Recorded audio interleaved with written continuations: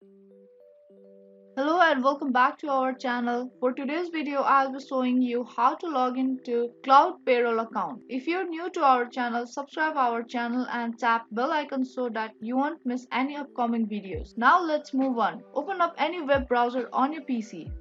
Then type secure2.cloudpayroll.com.au and press enter on your keyboard.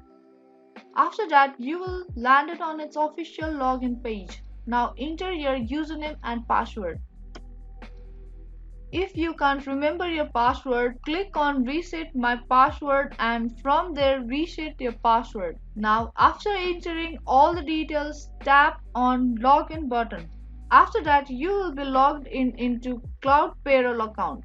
I hope you like this video. If you like this video, don't forget to hit the thumbs up button and subscribe our channel. I will be back with more videos. Thank you for watching.